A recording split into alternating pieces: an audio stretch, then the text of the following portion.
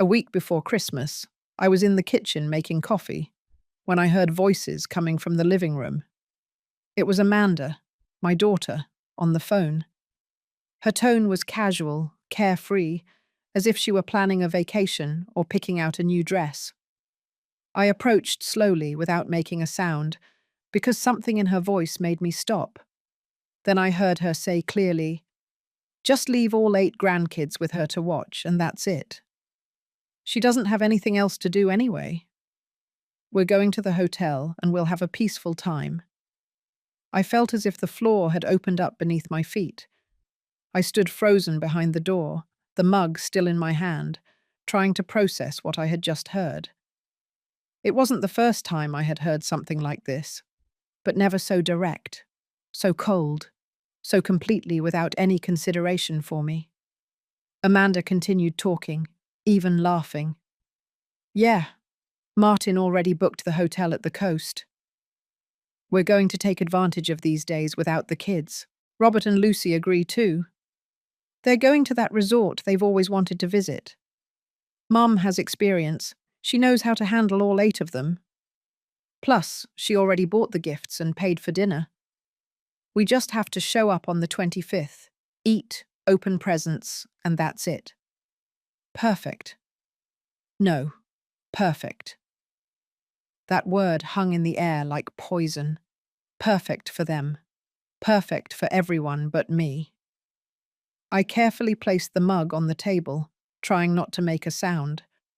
My hands were shaking, not from fear, but from a rage so deep I didn't even know I had it. A rage that had been dormant for years, waiting for the exact moment to wake up. I walked out of the kitchen silently, crossed the hall, and went up the stairs to my bedroom. Each step felt heavier than the last. I closed the door behind me and sat on the edge of the bed, staring into space. There I was. Celia Johnson, 67 years old, widowed for 12 years, a mother of 2 children who had just reduced me to a free employee, a grandmother of 8 grandchildren I love with all my heart, but who apparently only served as an excuse for their parents to escape their responsibilities. Amanda had 3 kids. Robert had 5. 8 beautiful creatures I adored, but their own parents were willing to abandon them with me as if I were a 24-hour childcare service. I looked around my room. The walls were filled with family photos. Birthdays, graduations, first communions. In all those photos, I was there, always present, always smiling, always holding someone, serving something, organizing everything from the background. But in none of those photos was I the center. In none of those celebrations had anyone thought of me first. I got up and walked to the closet. There were the gift bags I had bought over the last 3 months. 8 carefully chosen gifts for each of my grandchildren. Toys, clothes, books. I had spent more than $1,200 in total. Money that came from my pension, which wasn't much, but I had always managed it carefully so I could give them something special for Christmas. There was also the grocery receipt, where I had prepaid for the entire dinner for 18 people. Turkey, sides, desserts, drinks. Another $900 that came out of my pocket without anyone asking me to. I just did it because I thought that's how you showed love. I thought that if I gave enough, eventually I would get something back. How naive I had been. I sat down on the bed again and closed my eyes. Memories began to arrive like waves. Last year's Christmas, I had cooked for 2 whole days. Amanda and Martin arrived late, ate quickly, and left early because they had a party with friends. Robert and Lucy did the same. The children stayed with me until midnight. I bathed them, put them to sleep on the air mattresses I had set up in the living room, and stayed up watching over them while their parents were toasting somewhere else. Christmas 2 years ago, same thing. I prepared everything. They consumed it. And at the end of the day, I was left alone cleaning up dirty dishes and broken toys while listening to the echo of silence in my house. And so, year after year, birthdays, graduation parties, celebrations of all kinds, I was always the one in the kitchen, the one cleaning, the one watching the children while everyone else had fun. But my birthday, oh, my birthday. That day, no one remembered anything. Last year, Amanda called me 3 days later to say she had forgotten. Robert didn't even call. There was no cake, no dinner. There was nothing. Just a text message from Amanda that said, "Sorry, Mum, it slipped my mind. You know how it is with the kids." I opened my eyes and looked at the gift bags again. Something inside me broke at that moment. It wasn't a dramatic break. It wasn't a scream or uncontrolled crying. It was something much deeper. It was the silent fracturing of a woman who finally understood that she had been living for everyone but herself. I stood up and walked to the phone. I scrolled through my contacts until I found the name of Paula Smith, my friend of 30 years. Paula had invited me the week before to spend Christmas with her in a small town near the beach. I had declined the invitation because, of course, I had to be with my family. I dialed her number. It rang 3 times before she answered.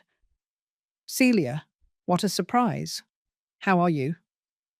"Paula," I said, and my voice came out firmer than I expected. "Is your invitation for Christmas still on?" There was a brief pause on the other end of the line. Then Paula's warm voice replied, "Of course it is."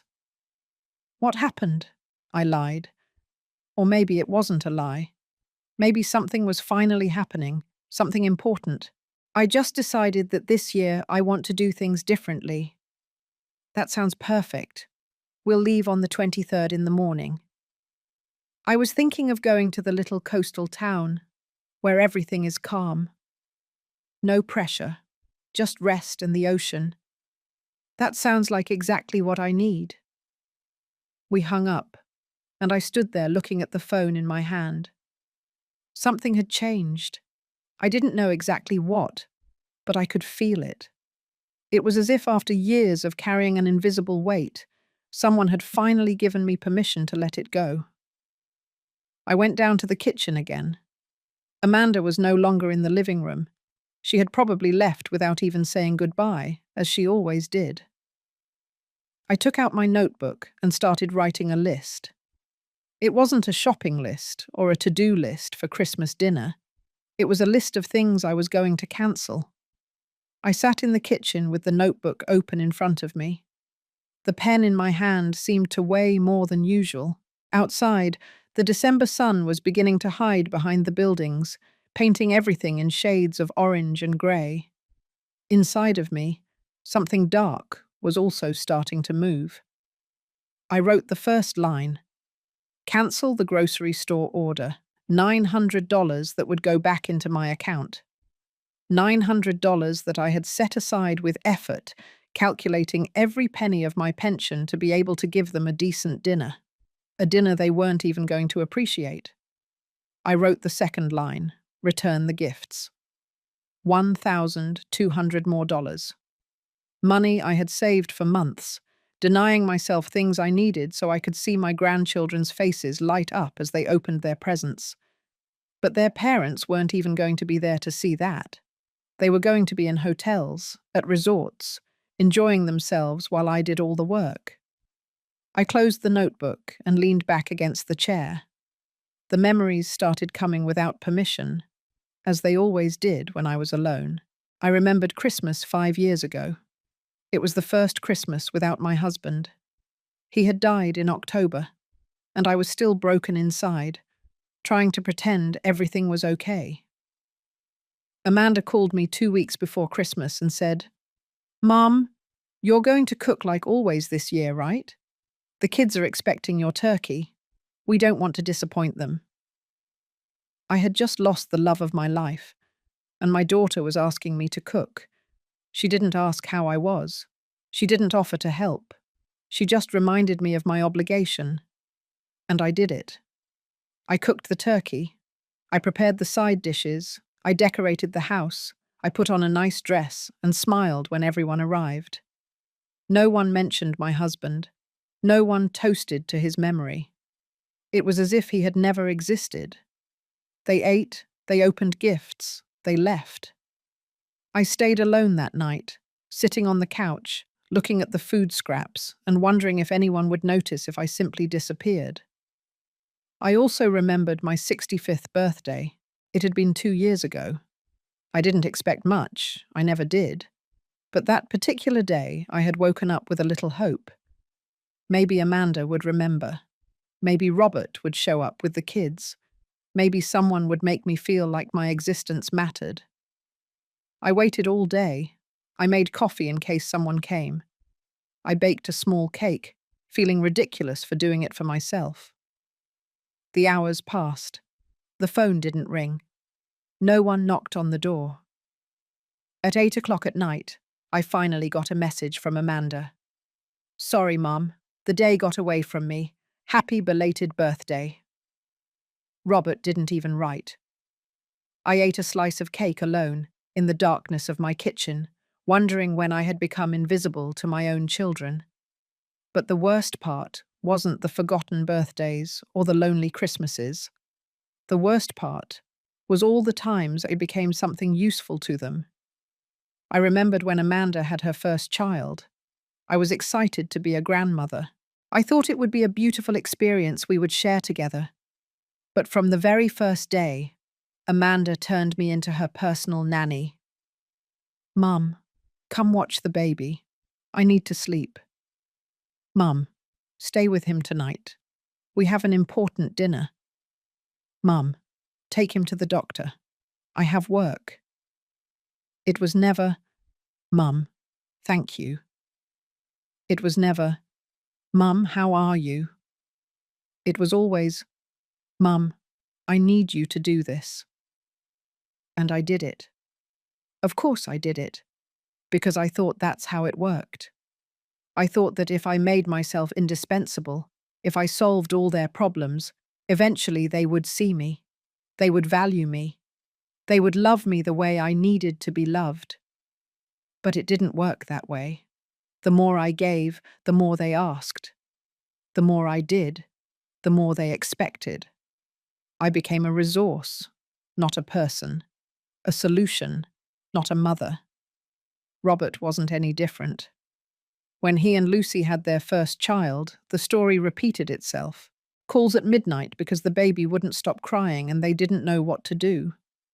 Entire weekends watching the kids because they needed time for themselves. They never paid me. They never really thanked me.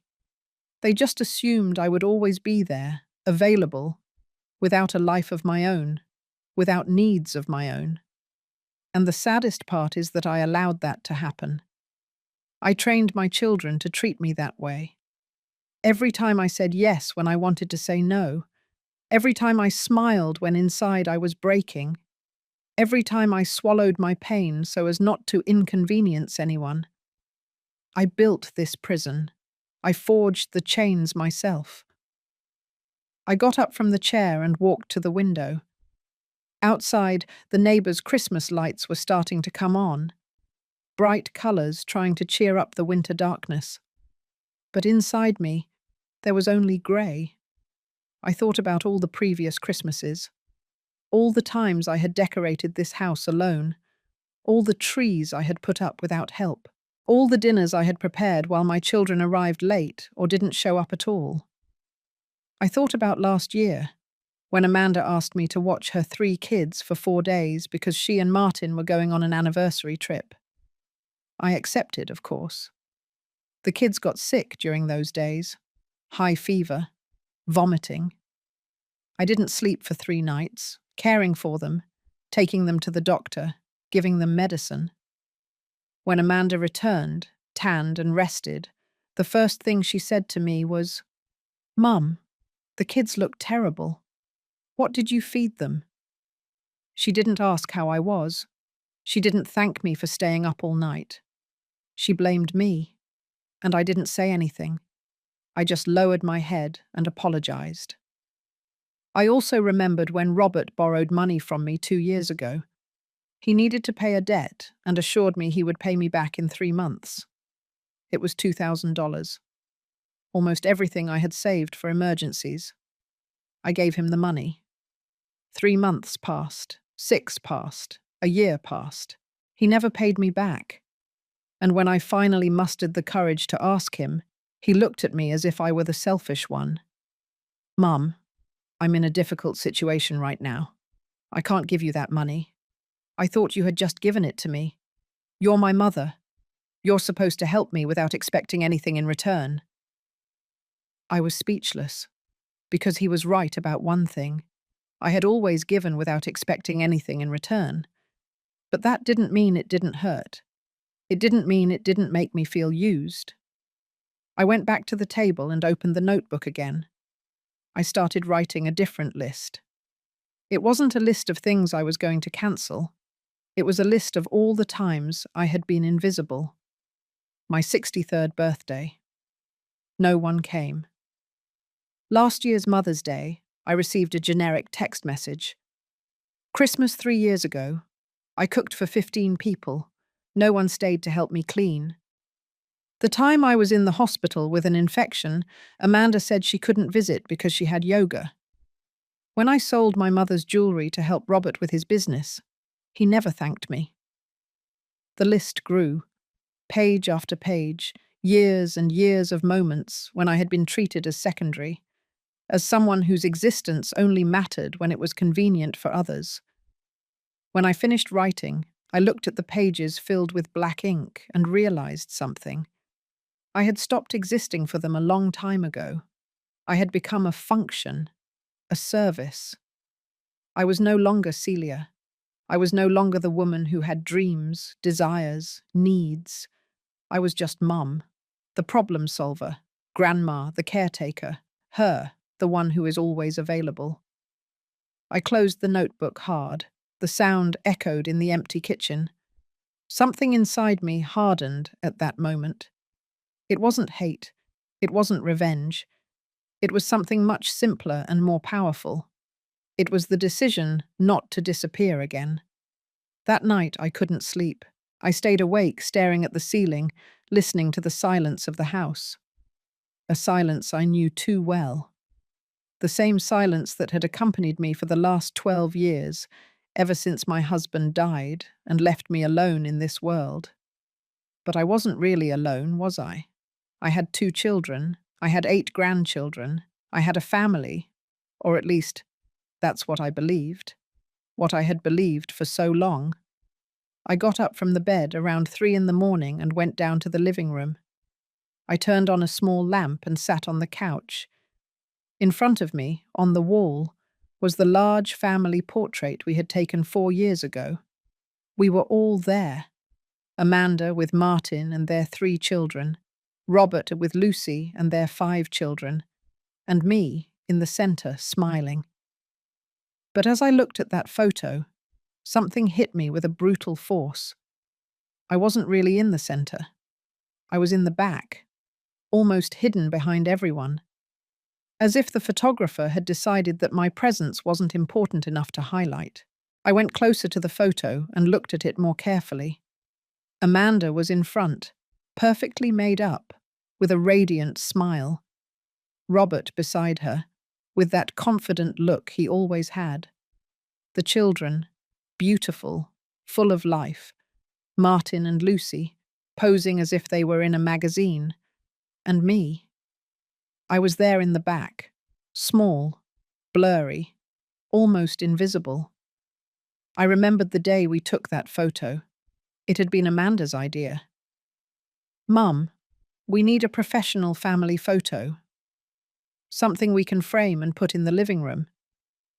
I had been excited. I thought that finally there would be a memory where we were all together, united. But when we got to the studio, the photographer started arranging everyone. He put Amanda and Robert in front. He arranged the grandchildren around them. He placed Martin and Lucy in strategic positions. And then he looked at me and said, "You stand in the back, Mom. That way you don't block anyone." I obeyed, as I always did. I stood in the back. I didn't block anyone.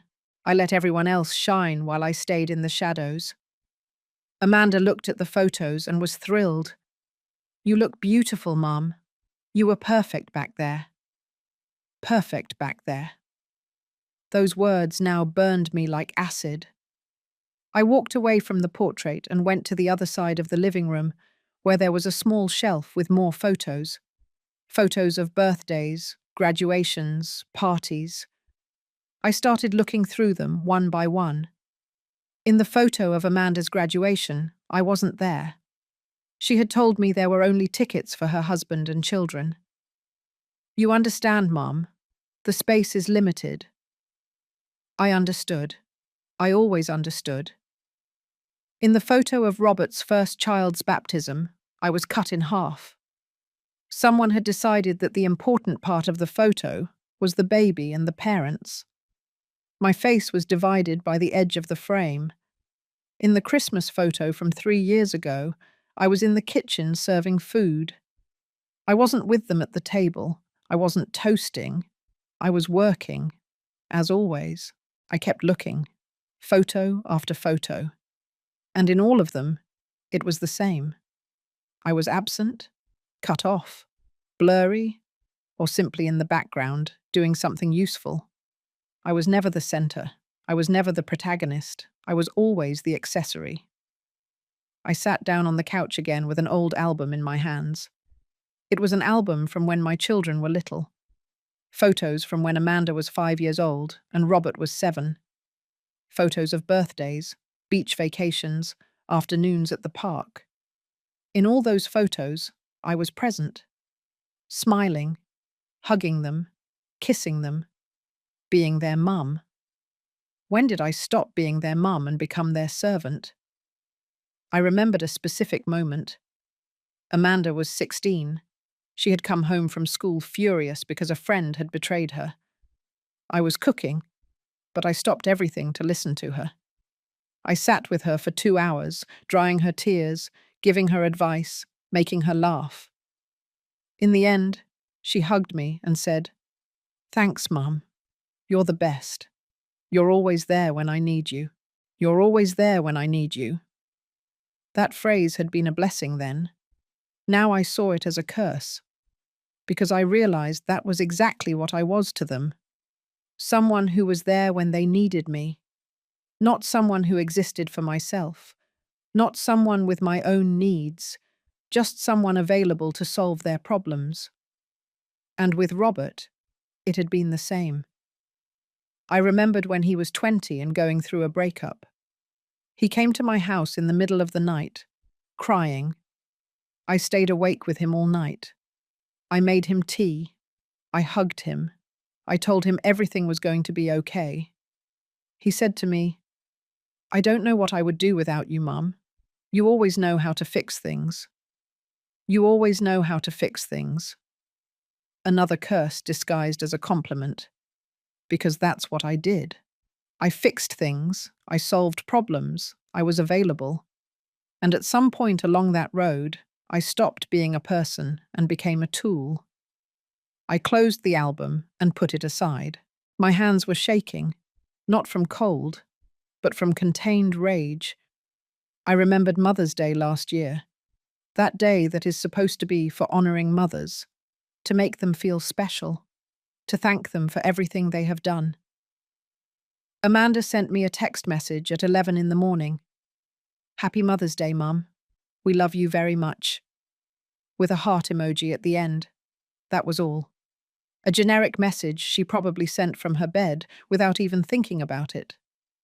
Robert called me at 3 in the afternoon. "Hey, Mom. Happy Mother's Day. Hey, can you watch the kids next weekend? Lucy and I need to go out." Not even on Mother's Day could I just be the mother. I had to continue being the nanny. I told them yes, as always.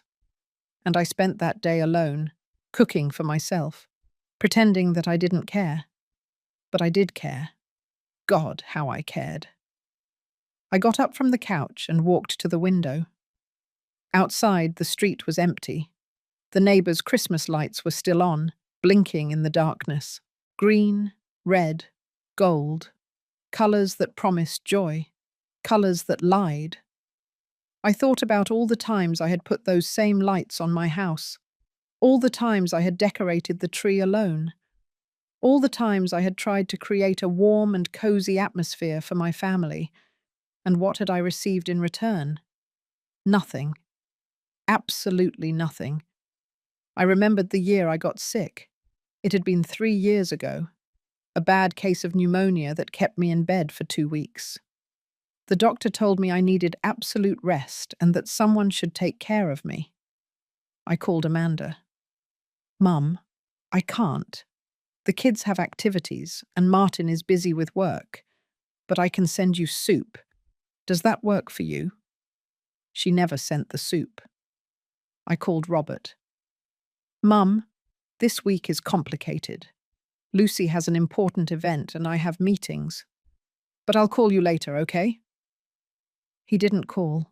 I spent those 2 weeks alone, dragging myself to the kitchen to make myself something to eat, taking medicine with trembling hands, sleeping in sweat and fever with no one to put a cool cloth on my forehead. And when I finally recovered and was available to them again, no one asked how I had been. They only called again when they needed something. Mum, can you watch the kids? Mum, can you lend me money? Mum, I need you to come help me with this.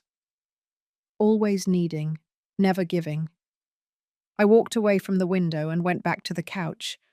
I took out my phone and opened the photo gallery. I started looking through recent photos that Amanda and Robert posted on their social media. There they were, smiling, happy, in fancy restaurants, on beach trips, at parties with friends, living their perfect lives. And in none of those photos was I, because I wasn't part of their perfect lives. I was part of their obligations, their burdens, the things they had to tolerate, but not celebrate. I kept looking. I found a photo from 6 months ago. It was Martin's birthday. Amanda had organized a big party.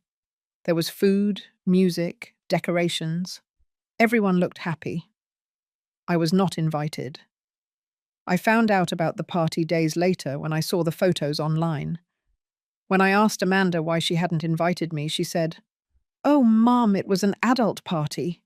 I thought you'd be bored. Plus, it was last minute." Last minute. It had been planned for weeks, but I wasn't invited, because I wasn't part of their social circle. I was just the one who watched their kids when they wanted to go out. The tears started to fall. They weren't tears of sadness.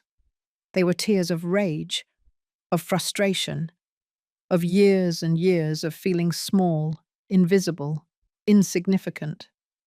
I angrily wiped away the tears and took a deep breath. I wasn't going to cry about this anymore. I wasn't going to sit around waiting for my children to finally see me, because now I understood the truth. They were never going to see me, not because I wasn't visible, but because they had chosen not to look. Dawn came slowly that morning. I was still awake on the couch, surrounded by scattered albums and photos. The grey light of day began to filter through the windows, illuminating the mess of memories I had left around me. I got up with an aching body. I hadn't slept at all, but my mind was clearer than ever. It was as if all the fog of years of confusion had finally lifted, and I could see with painful clarity. I went to the kitchen and made coffee. While I waited for the coffee maker to finish, I opened my phone and looked up the grocery store's number. It was 7 in the morning. I knew they opened at 8. I decided to wait. I sat at the table with my steaming cup of coffee in my hands. The warmth of the liquid comforted me, anchoring me to the reality of what I was about to do. It wasn't revenge I felt. It was something deeper. It was the conscious decision to stop sacrificing myself for people who had never appreciated it. It was choosing myself for the first time in decades. At 8 o'clock on the dot, I dialed the grocery store's number. A friendly voice answered on the other end. Good morning, Central Market. How can I help you? Good morning. I need to cancel an order I placed for Christmas. The name is Celia Johnson.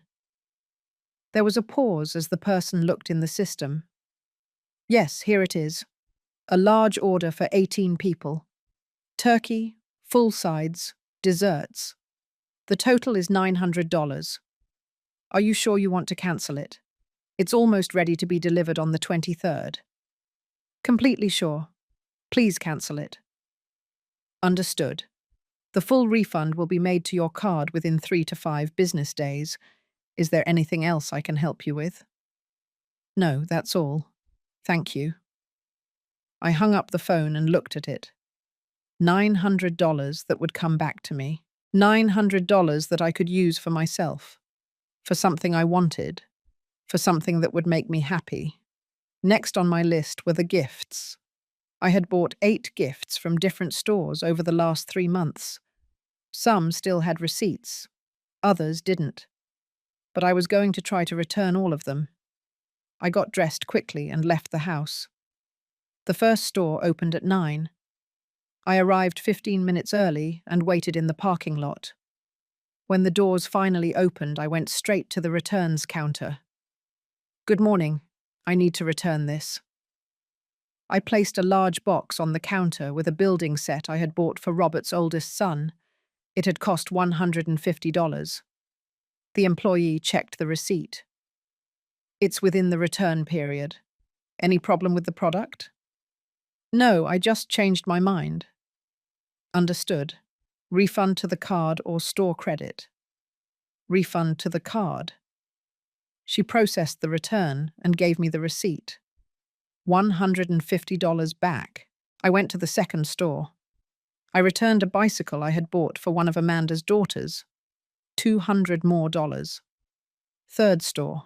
A large doll with accessories. $100. Fourth store. Clothes for 3 of the grandchildren. $220. Store after store. Return after return. Some employees looked at me with curiosity. An older woman returning so many toys days before Christmas. They probably thought it was strange. But I didn't care what they thought. By 2 in the afternoon, I had recovered $1,100. There were 2 gifts I couldn't return because I had lost the receipts. I left them in a donation box outside a church. Let others enjoy them. Children whose parents might actually value their grandmothers. I returned home exhausted, but with a strange feeling in my chest. It wasn't joy. It wasn't sadness. It was something like relief. Like when you finally stop carrying a heavy load you've been holding for too long. I sat in the living room and dialed Paula's number. Celia, what a surprise. How are you? Paula, about that beach trip. How long were you planning to stay? Well, I was going to be there until the 27th, but I can stay longer if you want. I was actually thinking of spending New Year's there too. It's a peaceful place, perfect for resting. Can I go with you? I mean, not just for Christmas. I want to go for longer. A week, maybe 2. There was a pause. Then Paula said in a soft voice, Celia, are you okay? Can you tell me? And then it all came out. I told her about the conversation I had heard, about Amanda and Robert planning to leave me with the 8 kids while they went on vacation, about all the years of being invisible, about the forgotten birthdays and the lonely Christmases, about feeling used and discarded. Paula listened in silence. When I finished, her voice was firm and warm. Celia, listen to me carefully. You're coming with me. We're leaving on the 23rd in the morning, and we're not coming back until you want to. We're going to spend Christmas and New Year's at the beach, eating well, resting without pressure from anyone. And if anyone calls you, you don't answer. Did you hear me? You don't answer.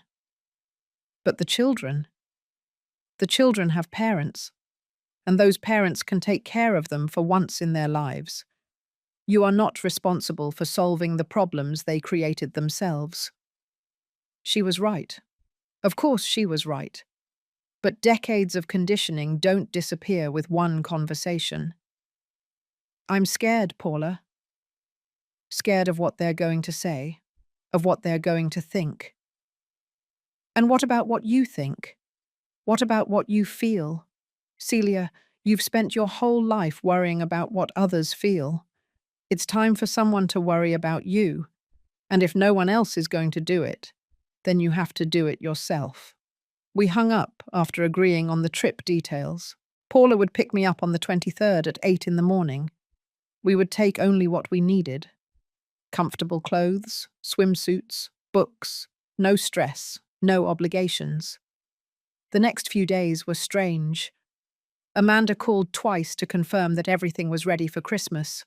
I responded with evasions. Yes, Amanda, everything is under control. I wasn't exactly lying. Everything was under control. My control, not hers. Robert sent a message. Mum, we're dropping the kids off with you on the 24th at 10 in the morning. We'll be back on the 26th in the evening. Thanks for doing this. I didn't respond. I just left the message on read. On the night of December 22nd, I started packing. I took a small suitcase out of the closet and put it on the bed. I didn't need much. A couple of comfortable pants, light shirts, sandals, my swimsuit that I hadn't used in years. While I was packing, the doorbell rang. It was late, almost 9 at night. I went downstairs, feeling a little surprised, and opened the door. It was Amanda. She had a bag in her hand and a forced smile on her face. Hi, Mum. I brought you this. She held out the bag. Inside were packages of cookies and juice boxes. For the kids. You know how they like to snack. She didn't invite herself in. She didn't even ask how I was. She just handed me the bag like someone delivering a package. Amanda, I said in a calm voice, I need to tell you something. She looked at her watch. Mum, I'm in a hurry. Martin is waiting for me in the car. It can be quick. I looked at my daughter. I really looked at her. I saw the woman she had become, successful, confident, well-dressed. But I also saw her for what she was. Someone who had learned to use people without even realizing she was doing it. I'm not going to be here for Christmas. Amanda blinked in confusion. What do you mean you're not going to be here? Mum, we already agreed, what? You agreed. I didn't agree to anything. I heard your conversation last week. I know you planned to leave all 8 kids with me while you and Robert went on vacation. Her face went rigid. You were listening to my private conversations.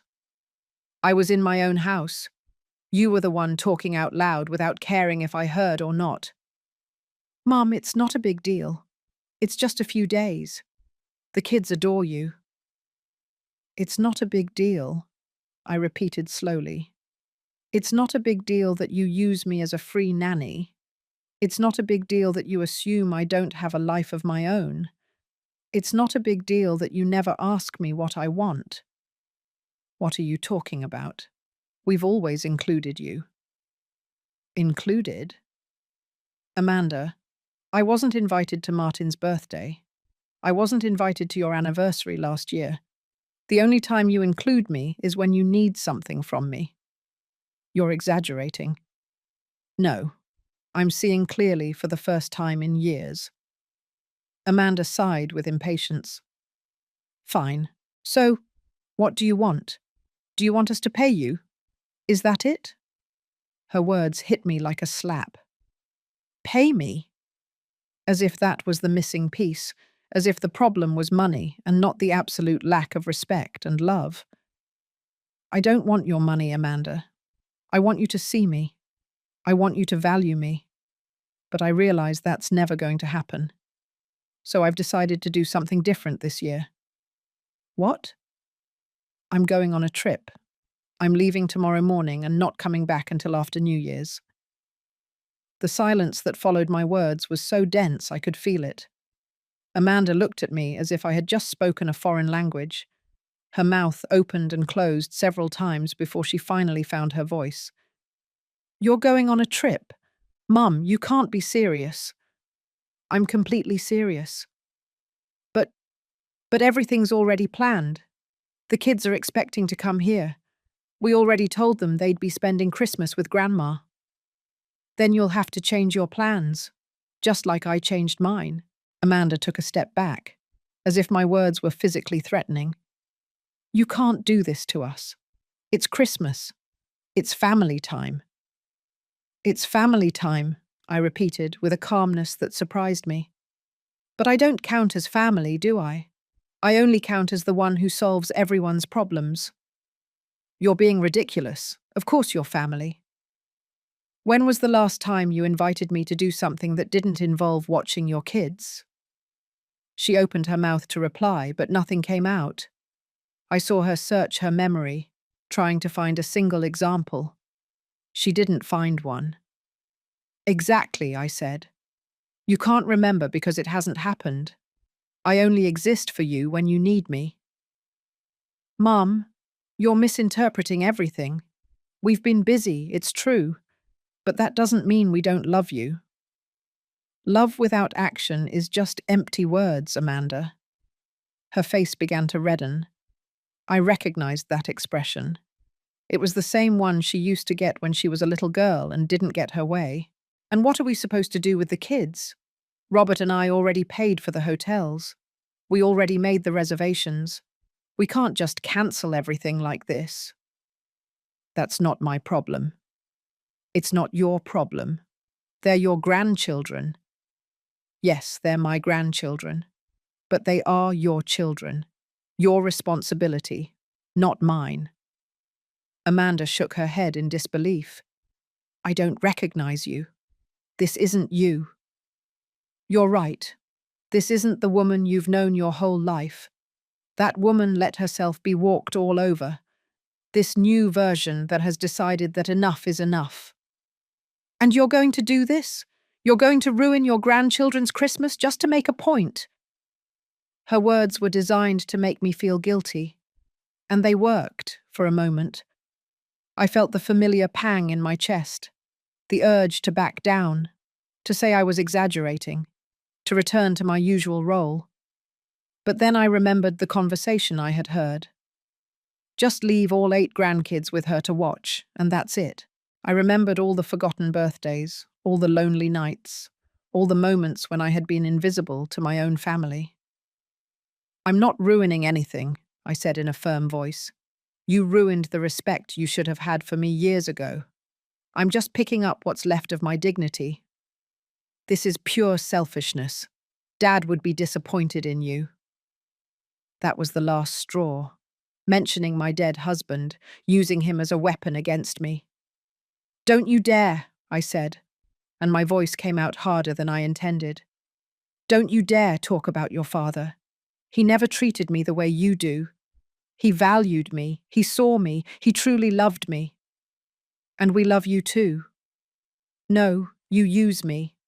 There's a difference." Amanda took her phone out of her pocket. "I'm calling Robert.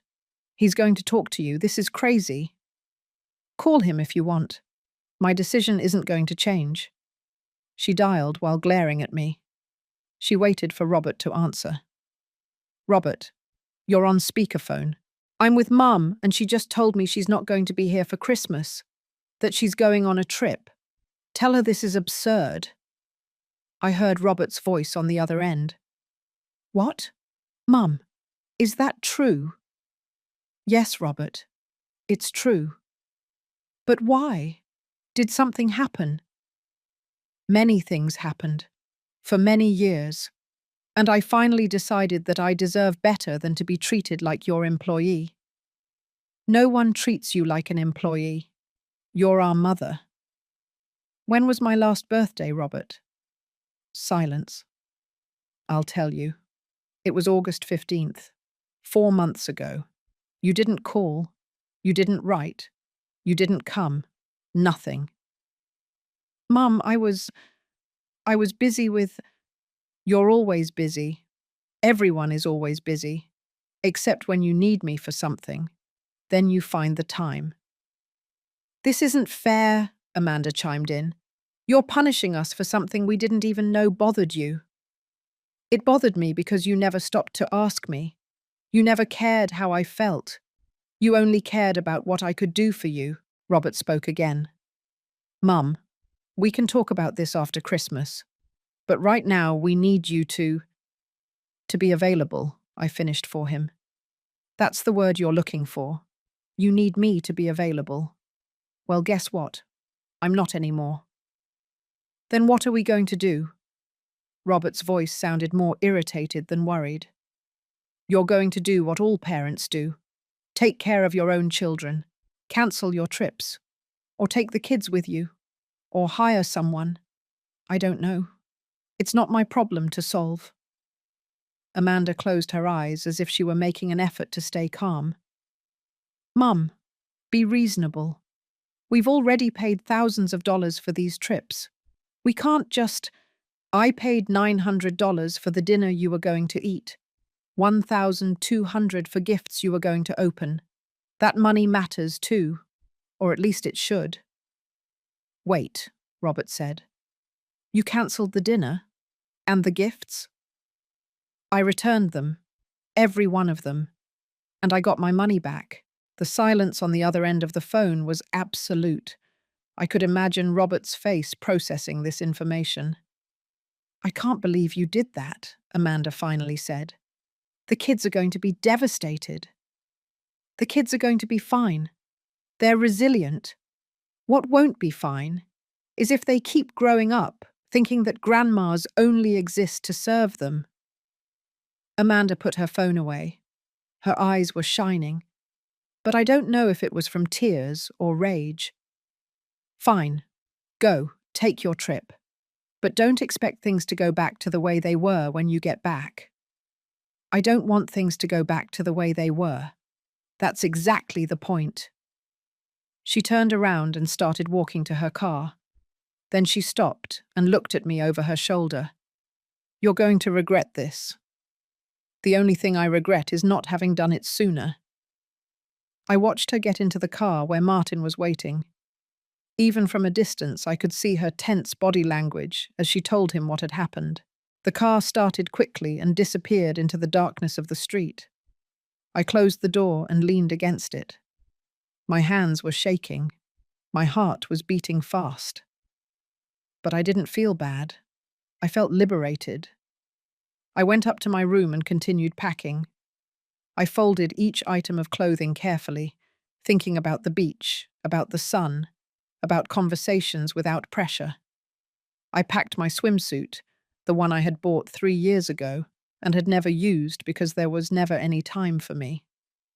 I put my favorite book in the suitcase, a book I had tried to read 5 times but was always interrupted. This time I would finish it. I added a new notebook. Maybe I would write. Maybe I would draw. Maybe I would just use it to make lists of things that made me happy. Things I had forgotten I liked. My phone started ringing. It was Robert. I didn't answer. He called 3 more times. Then Amanda. Then Martin. Then Lucy. They all wanted to convince me. They all wanted me to go back to my place. To the place where I was useful, but invisible. I turned off the phone. The silence that followed was beautiful. I sat on the bed and looked at the half-full suitcase. It was small. I didn't need much. I just needed space to breathe. December 23rd dawned with a clear sky. I woke up early before the sun came out, with a strange feeling in my chest. It wasn't fear. It wasn't guilt. It was anticipation. Something I hadn't felt in years. I took a long shower, letting the hot water relax my tense muscles. I dressed in comfortable clothes, some cotton pants and a light shirt. Nothing fancy, nothing that needed to be ironed or coordinated. Just clothes that made me feel free. I went down to the kitchen and made coffee. While I drank it, I looked around the house. Everything was clean, tidy, empty. There were no Christmas decorations this year. There was no tree, no lights. It was just a house. And for the first time in a long time, that seemed enough to me. At 8 o'clock on the dot, the doorbell rang. Paula had arrived. I opened the door and there she was, smiling, with sunglasses on her head and a contagious energy. Ready for the adventure? More than ready. I put my suitcase in the trunk of her car. It was an old but reliable car, perfect for a long trip. Paula had prepared a cooler with water, sodas, and snacks for the road. When I got in the car and closed the door, I felt something I hadn't expected. Absolute relief. As if I had just let go of a weight I had been carrying for decades. "Everything okay?" Paula asked as she started the car. "Everything's perfect." We left the city behind. The streets became less congested, the buildings smaller, until finally there was only the open road in front of us. Paula put on some soft music, nothing Christmassy, just calm melodies that filled the silence without demanding attention. For the first hour, we didn't talk much. I looked out the window, watching the landscape go by. Open fields, trees, small towns that appeared and disappeared. I felt as if I were waking up from a long, confusing dream. "Did they call?" Paula asked eventually. "Many times." I turned off the phone. "Well done." "Paula, do you think I'm a bad person?" She looked at me out of the corner of her eye. "Why would you ask that?" "Because I left my grandchildren without Christmas." "Because I cancelled everything." "Because I left," Paula sighed. "Celia, tell me something. If a friend of yours told you this story, if she told you that her children use her, that they never appreciate her, that they only look for her when they need something, what would you tell her?" I thought about it for a moment. I would tell her she deserves better. "Exactly, then why don't you deserve the same?" I didn't have an answer for that. Or maybe I did, but I had never allowed myself to say it out loud. I had spent so many years believing that my value was in what I could give, in what I could do for others, that I had forgotten that I also had the right to receive. We kept driving. We stopped once to get gas and stretch our legs. Paula bought coffee and sweetbread. We sat on a bench outside the gas station, eating in comfortable silence. "The town we're going to is small," Paula said. "There's not much to do, but that's the point. It's peaceful. The people are friendly. There's a beautiful beach. And the house I rented has a terrace where you can watch the sunset." Sounds perfect. "There's no internet in the house." "Well, there is, but it's terrible. So you're basically going to be disconnected." "Even better." We arrived at the town around 2 in the afternoon. It was exactly as Paula had described it. Small, picturesque, with pastel-coloured houses and cobblestone streets. The sea breeze reached us, bringing the smell of salt and freedom. The house Paula had rented was modest but cosy. 2 bedrooms, a small kitchen, a living room with large windows overlooking the beach. Everything was simple, clean, peaceful. "This is your room," Paula said, opening a door. It was a small room with a bed covered in white sheets, a nightstand, and a window with a view of the sea. I dropped my suitcase on the floor and walked to the window.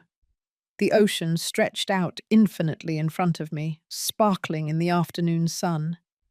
The waves broke softly on the shore. Some seagulls flew in circles.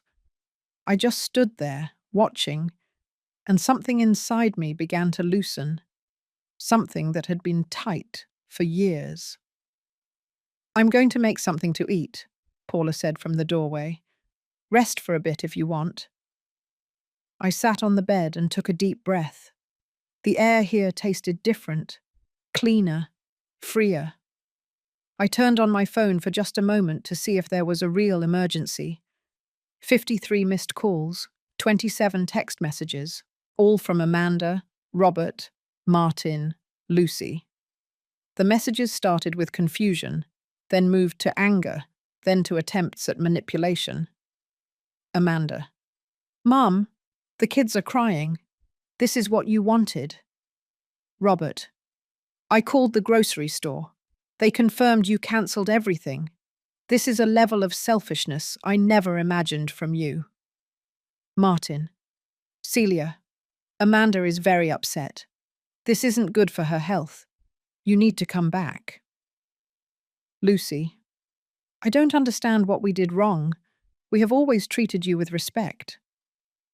I read each message without feeling what I expected to feel. I didn't feel guilt. I didn't feel an urgency to respond. I just felt a clear distance between them and me. I turned off the phone again and put it at the bottom of my suitcase. Paula called me from the kitchen. Food is ready. I left the room and found a simple table, but full of good things. Fresh salad, grilled fish, rice, fruits, simple food that tasted like care. We ate slowly without rushing, talking about unimportant things. The weather, the colours of the sunset, the plans for the next few days. Tomorrow is Christmas Eve, Paula said. I thought we could walk on the beach in the morning. There's a small market downtown where they sell crafts.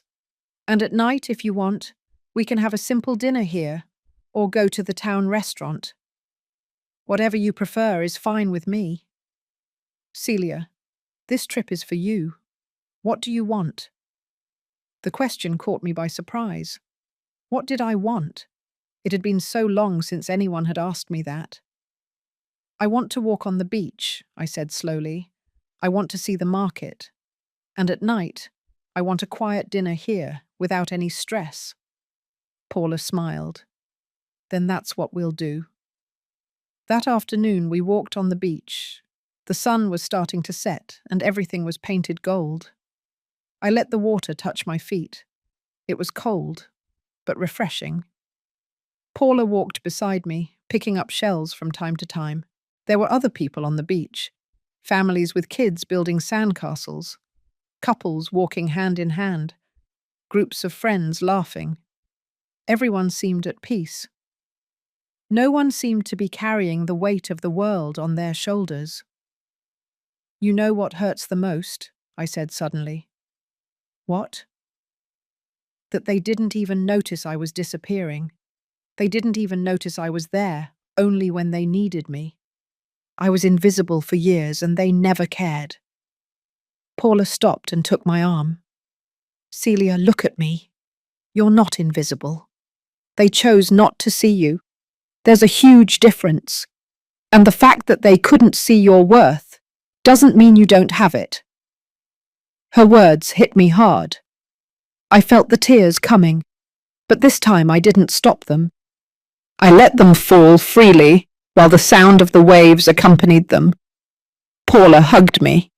She didn't say anything else. She just held me while I cried out years of accumulated pain. When I finally pulled away, I wiped my tears and looked at the horizon.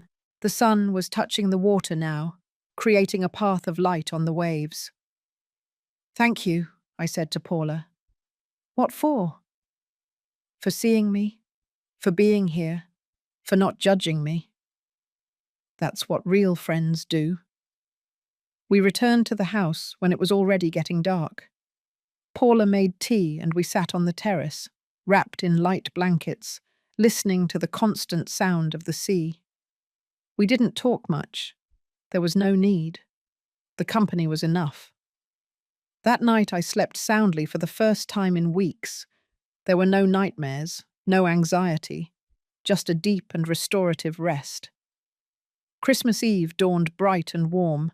I woke up to the sound of seagulls and the smell of fresh coffee coming from the kitchen. For a moment, I didn't remember where I was. Then it all came back to me. I was far away. I was free. I was choosing myself for the first time in decades. I got up slowly without rushing.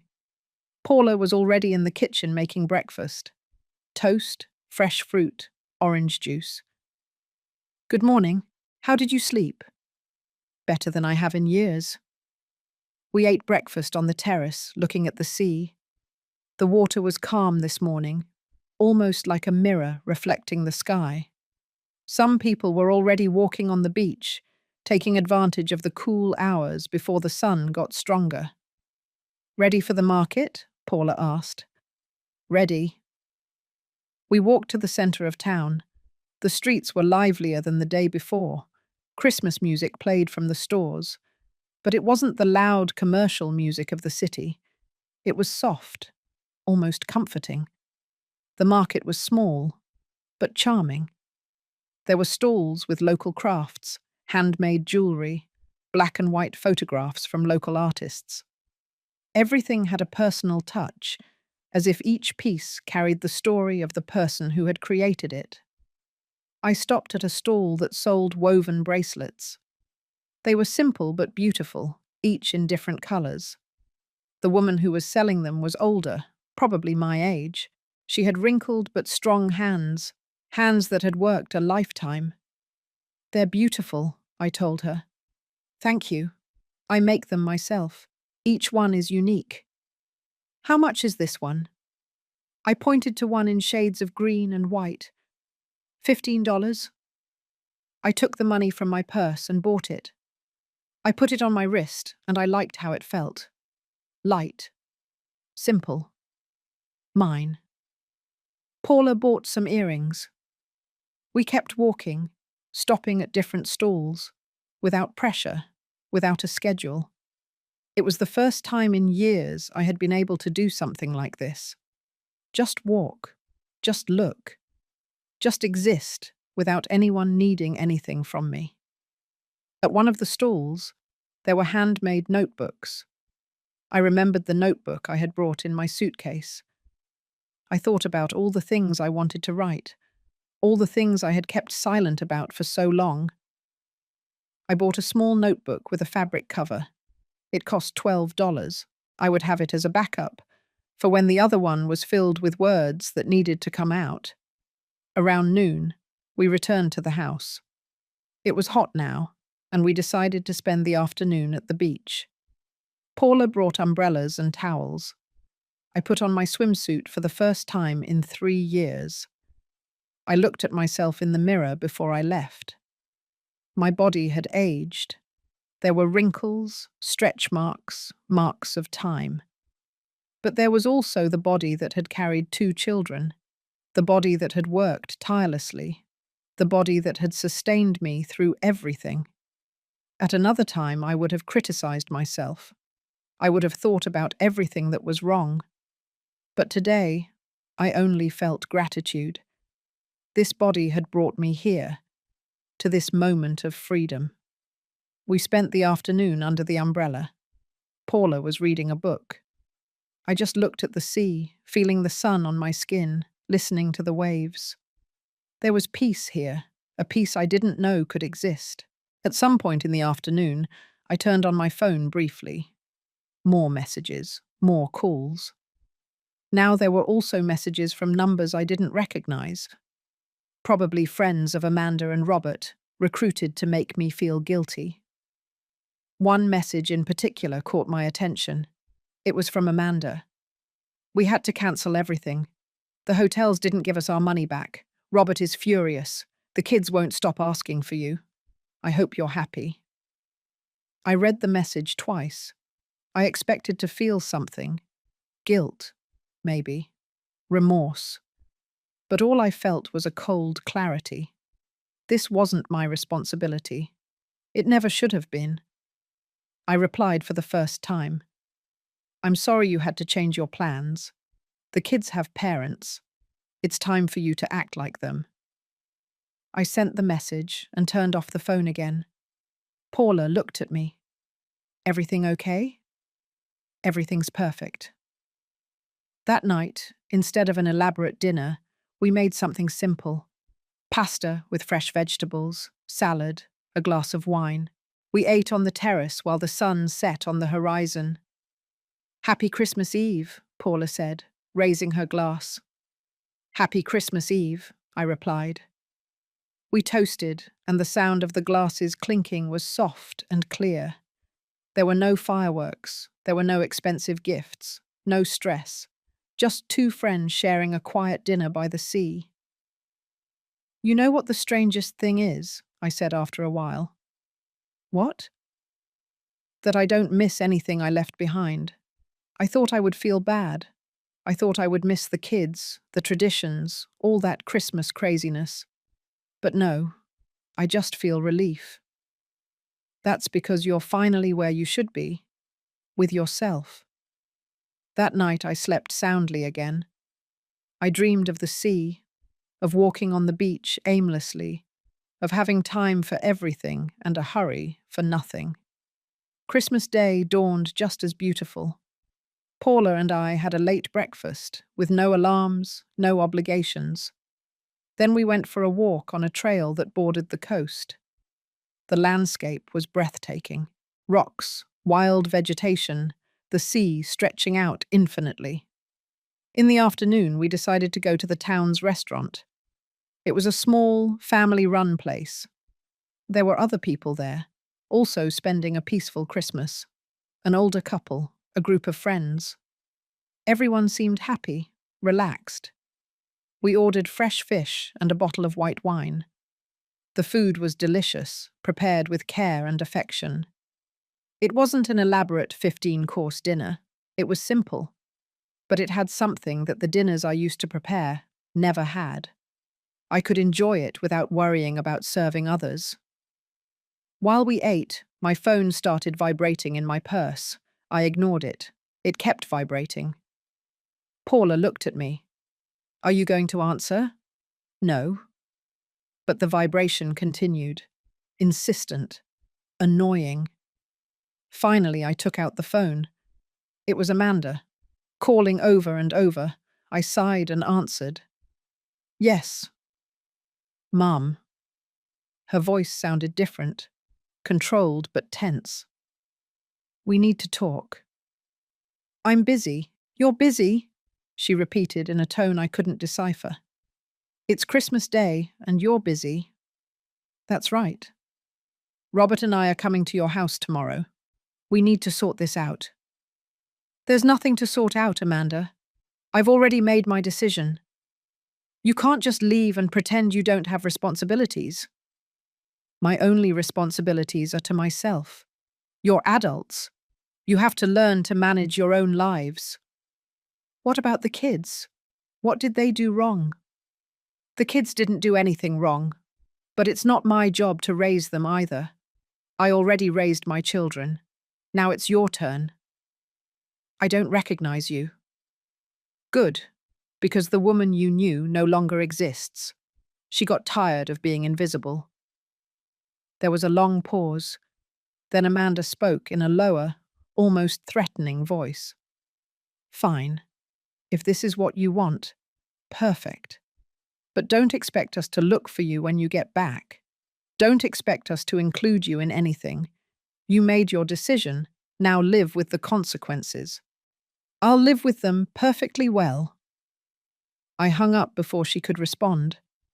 My hands were trembling slightly, but not from fear, from something like liberation.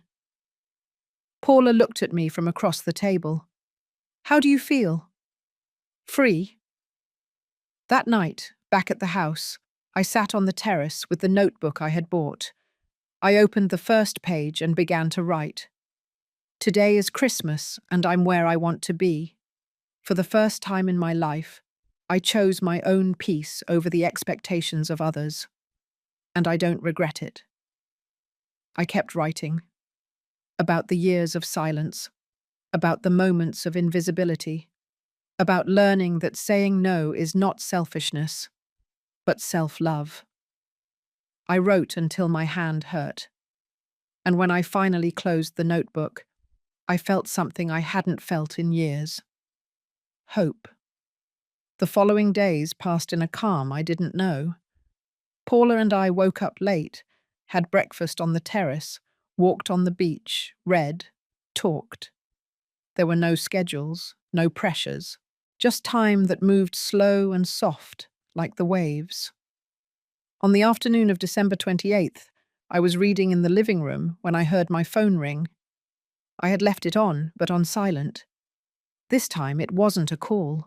It was a message from an unknown number. I opened it out of curiosity. "Celia, it's Lorena Brown, your neighbor. Amanda and Robert are here.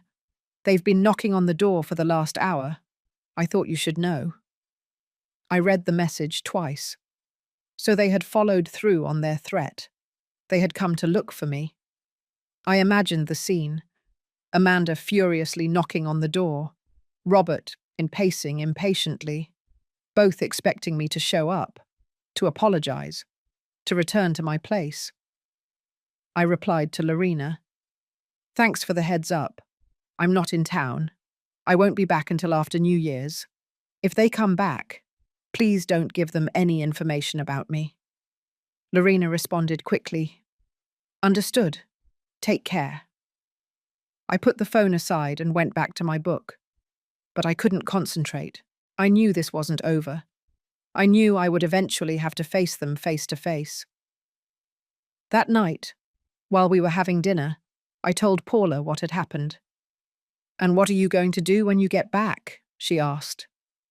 "I don't know yet, but I know I'm not going back to who I was before." "And what if they don't accept that?" "Then they don't accept it. I can't control how they react. I can only control how I react." Paula nodded. "You're going to be okay, Celia. You're stronger than you think." On December 29th, we decided to do something different. Paula had heard about a small art gallery in the neighboring town. We took the car and went to explore. The gallery was small but filled with beautiful works. Paintings of local landscapes, wood sculptures, black and white photographs, all created by artists from the region. There was one painting in particular that caught my eye. It was of an older woman sitting on a wooden chair, looking out at the sea. Her posture was peaceful, almost meditative. There was something about that image that resonated deeply with me. "It's beautiful," I said to the gallery owner. "A local artist painted it," he explained. "She says it represents the peace that comes after the storm." "How much does it cost?" $250. It was more than I had planned to spend. But something in that painting spoke to me. It was like seeing my own transformation reflected in oil. "I'll take it." On the way back to the house, we hung the painting in the living room. Paula took a step back to admire it. "It's perfect for you." "Yeah," I said. "I think so too." That night I wrote more in my notebook, about the fear I had felt at the beginning, about the guilt I expected to feel but which never came, about discovering that chosen solitude was different from imposed loneliness. On December 30th, while we were walking on the beach, my phone rang. This time it was a number I did recognize. It was Martin, Amanda's husband. I hesitated before answering. Then I decided it was time to face this directly. "Yes." "Celia, I need to talk to you." His voice was serious, almost formal. "I'm listening." "Amanda is devastated. You don't understand the damage you've caused." "On the contrary, I understand perfectly the damage I have allowed them to cause me for years." "This isn't about you. This is about family." "Family? Martin, how many times have you invited me to something that didn't involve watching your kids? How many times have you asked me how I'm doing? How many times have you treated me as something more than a convenient nanny?" Silence on the other end. "Exactly, never. Because for you, for Amanda, for Robert, I only exist when I'm useful. Well, guess what? I don't accept that anymore. You're the grandma. You're supposed to be there for the kids. I am a person before I am a grandmother, and that person deserves respect. Amanda says she doesn't want to see you again. That's her decision. I'll be here when she's ready to treat me with dignity." but not before. You're incredibly selfish. And you're incredibly blind. But it's no longer my job to make you see. I hung up. This time my hands weren't shaking. This time I only felt a deep calm. Paula had heard the conversation. She didn't say anything. She just hugged me. On December 31st, we decided to have a small celebration. We bought fresh seafood at the market and cooked it ourselves. It wasn't an elaborate dinner, but it was special.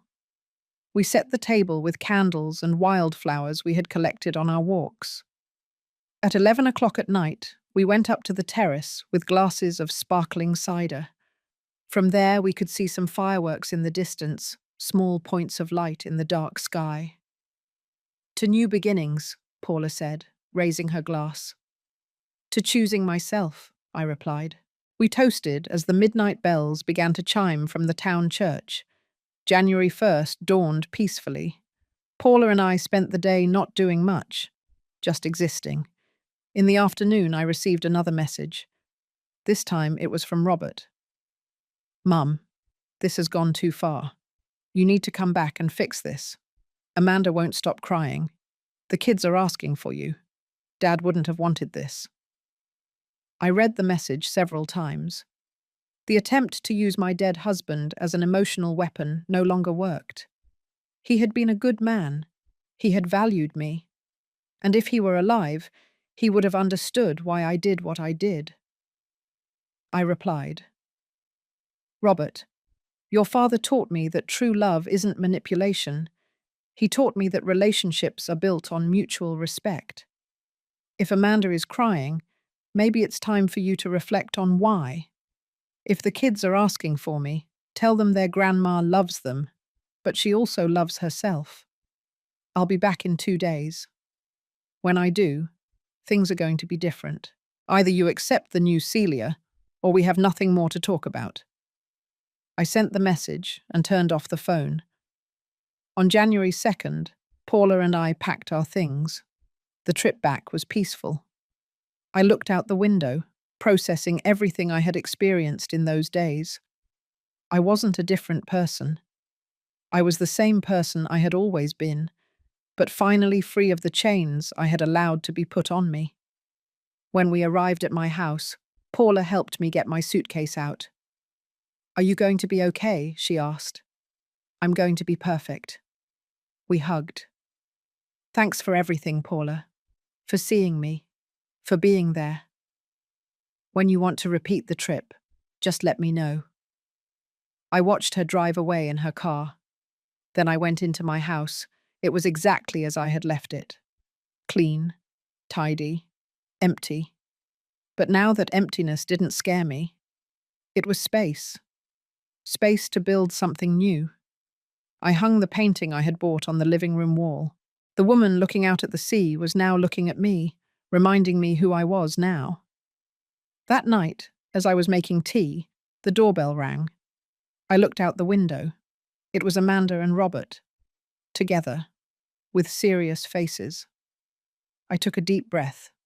It was time for the final conversation. I opened the door, but I didn't invite them in. We need to talk, Amanda said. Then talk. Amanda and Robert stood in the doorway, looking at me as if they didn't recognize me. Maybe they didn't recognize me.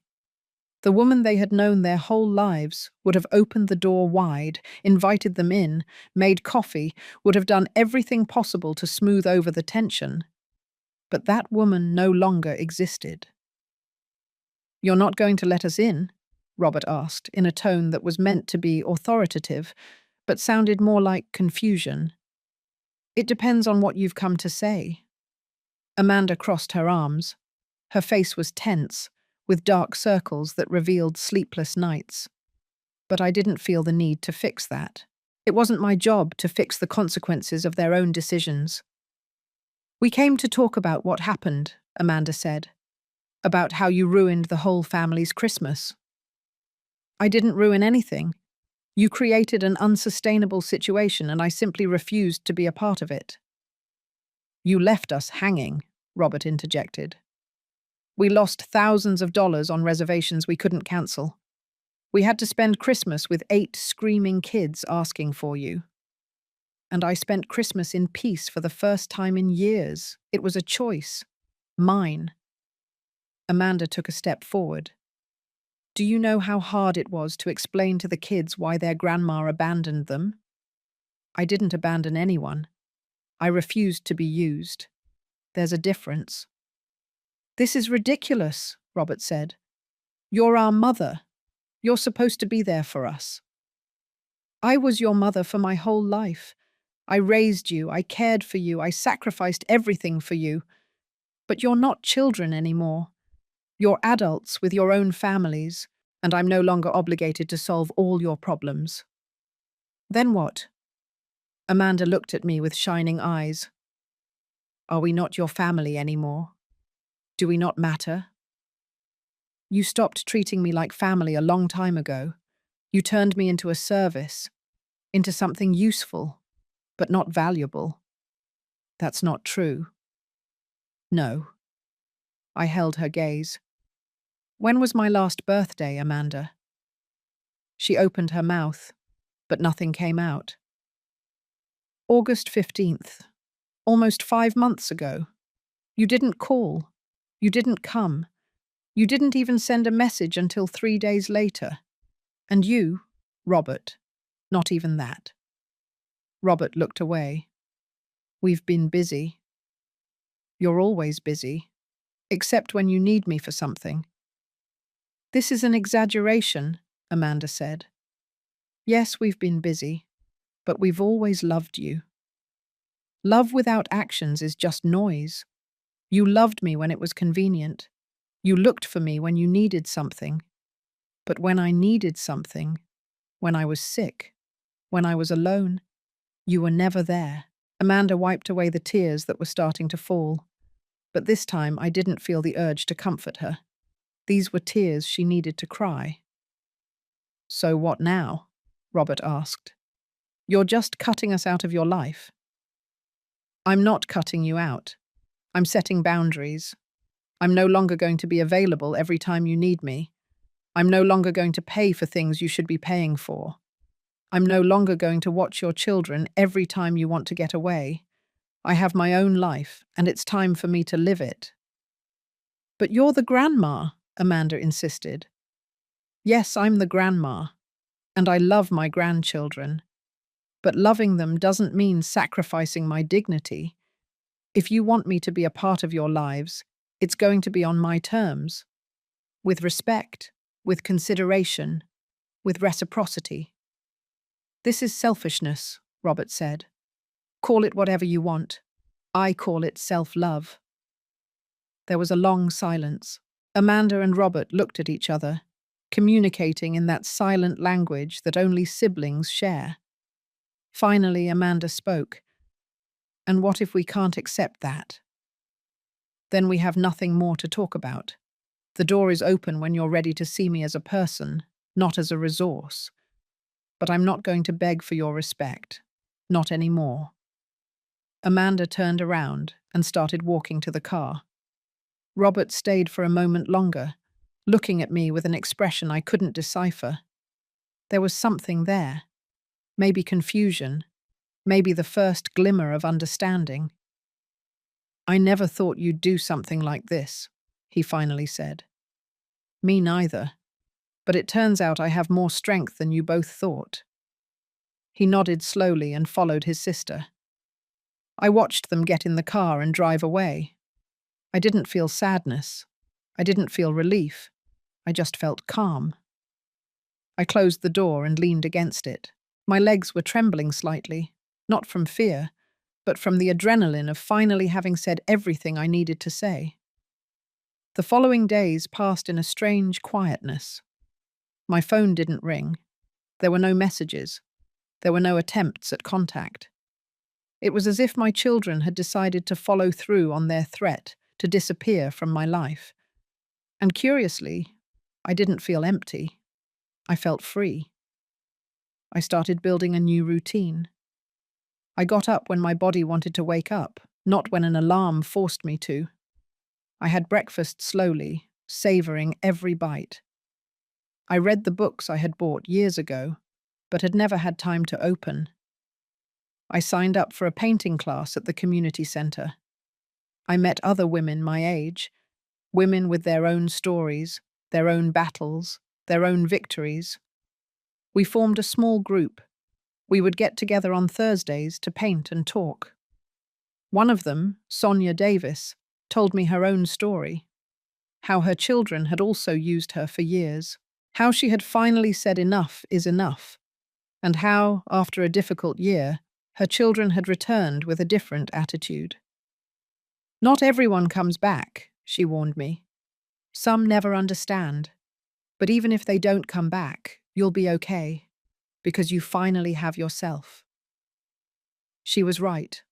A month passed. Then 2. March arrived with its warmer days and longer nights. I was still living my new life. Calm, autonomous, at peace. One Tuesday afternoon I was in my garden, planting flowers, when I heard the gate open. I looked up and saw Robert standing there, alone, with his hands in his pockets. "Hi, Mum."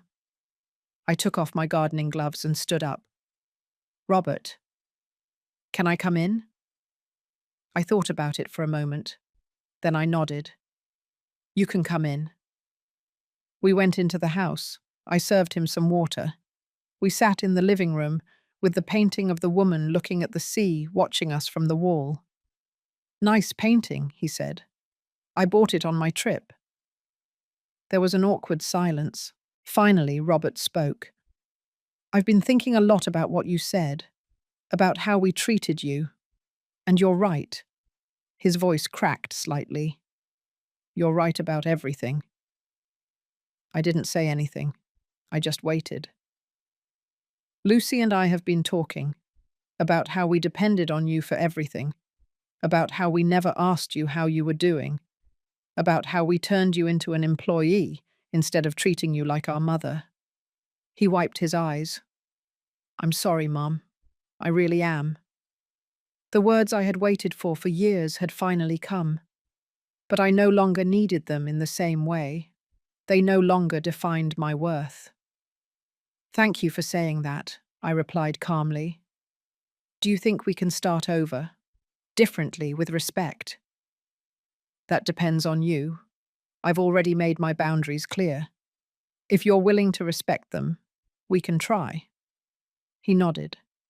"We're going to respect them. I promise you." I don't know if Amanda would eventually come too. I didn't know if things would ever be completely normal again, but I had learned something crucial.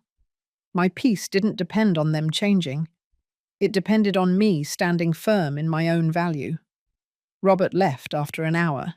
It was a small, cautious conversation, but it was a start. That night, I sat on my terrace with a cup of tea and my notebook. I looked at the stars and thought about the whole journey. From that painful conversation I heard while hidden to this moment of calm. I opened the notebook and wrote, "Today I learned that letting go is not abandoning. It's freeing yourself. I learned that true love doesn't demand sacrifice, but mutual respect.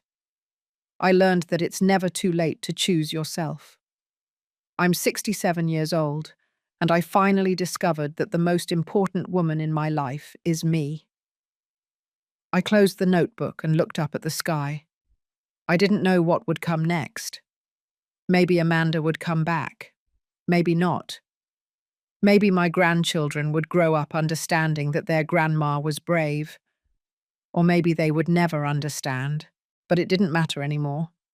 Because for the first time in decades, I was whole. Not because someone else made me whole, but because I had finally found myself. And that was enough.